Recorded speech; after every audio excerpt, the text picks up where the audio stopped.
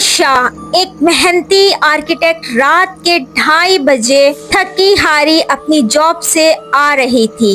अपनी इमारत में पहुंची। ये इमारत अपने नाम के बरक्स गहरी, सियाह और खौफनाक थी। आलिया की रिहाइश 12वीं मंजिल पर थी, लेकिन इसे हमेशा इमारत के निचले हिस्सों में एक भारी दबाव महसूस होता। मकामी लोगों का अकीदा था कि इमारत एक सदियों पुराने कब्रिस्तान पर तामीर की गई है और 10वीं मंजिल की वो जगह जहां किसी खौफनाक रूह का मुस्तकिल बसेरा है। ज़ेरे ज़मीन पार्किंग एरिया में एक मुर्दा सन्नाटा छाया हुआ था और हवा में गोश्त के सड़ने जैसी शदीद बू थी जो हर आने जाने वालों को बेचैन कर देती थी। आलिया का दिल इस खौफ से जोर जोर से धड़क रहा था जो इस इमारत की हर ईंट में बसा हुआ था। वो तेज कदमों से लिफ्ट के पास पहुंची, जिसके दरवाजे जंग आलूद और नाखून के गहरे खराशों से भरे हुए थे।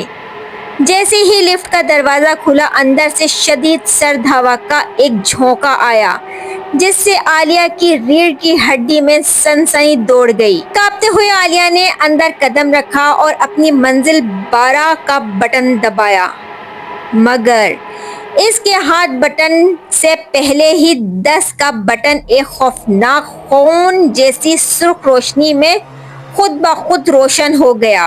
लिफ्ट एक जोरदार झटके से चल पड़ी और दरवाजा बंद हो गया। अंदर का माहौल फौरन सर्द खाने जैसा हो गया और सांसें लेना भी मुश्किल हो गया। आलिया को महसूस हुआ जैसे इसके बहुत करीब कोई साया मौजूद है जो सर्द सांसें ले रहा है। अचानक इसके कान के पास एक सर्द मध्यम सरगोशी गूंजी। आ गई? मैंने बहुत इंतजार किया। आलिया ने बार बार 12 का बटन दबाया, मगर लिफ्ट ऊपर जाने के बजाय खुद ब खुद आहिस्ता आहिस्ता नीचे की तरफ हरकत करने लगी। शदीद घबराहट में इसने किसी तरह नीचे ग्राउंड फ्लोर जाने के लिए जी का बटन दबाया, मगर लिफ्ट झटके से 3री मंजिल पर रुक गई। दरवाजा आहिस्ता आहिस्ता खुला। बाहर गहरा सिया अंधेरा था। अचानक इसकी अंधेरे से एक लंबी काली छवि नमूदार हुई। इसका चेहरा या शक्ल जो अंधेरे में छुपी हुई थी। वो साया फर्श पर बगैर आवाज के रेंगता हुआ लिफ्ट के दरवाजे के करीब आ गया। आलिया ने अपनी पूरी ताकत से क्लोज का बटन दबाया। दरवाजा बंद होने से पहले वो साया पूरा अंदर दाखिल हो गया। साए का एक हाथ जो हड्डी के ढांचे जैसा था और इसके नाखून सलाखों जैसे लंबे थे, फौरी आलिया की तरफ बढ़ा। वो हाथ इसके गले पर नहीं बल्कि इसकी पेशानी पर जम गया। आलिया की आंखों के सामने अंधेरा छा गया। इसे लगा जैसे कोई मख्फी और मनहूस ताकत इसकी रूह और जिंदगी का हर कतरा चूस कर इसे हड्डी वाले ढांचे में जब्स कर रही हो। वो चीखना चाहती थी, मगर इसकी आवाज गले में ही घुट गई। अचानक लिफ्ट पागलों की तरह हिचकोरियां खाने लगी।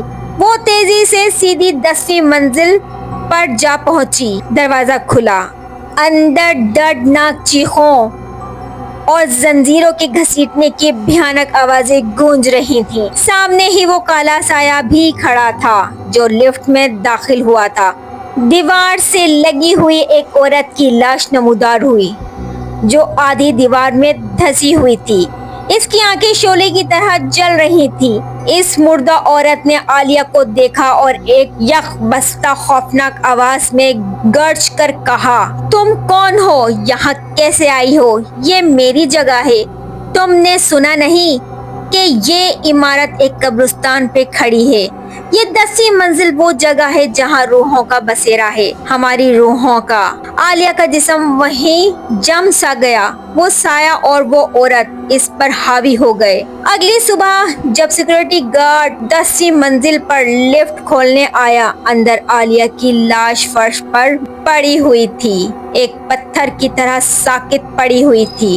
इसके जिस्म पर कोई जाहिरी जख्म नहीं था, लेकिन इसकी आंखें खुली हुई थीं। خوف زدہ چہرہ نظر آ رہا تھا کہ اس نے کوئی بھیانک چیز دیکھی ہو یا پھر اس کا سامنا کیا ہو۔ لفٹ کی دیواروں پر ایک بار پھر تازہ خون سے یہ جملہ لکھا ہوا تھا، 10ویں منزل ہمیشہ اس کی رہے گی۔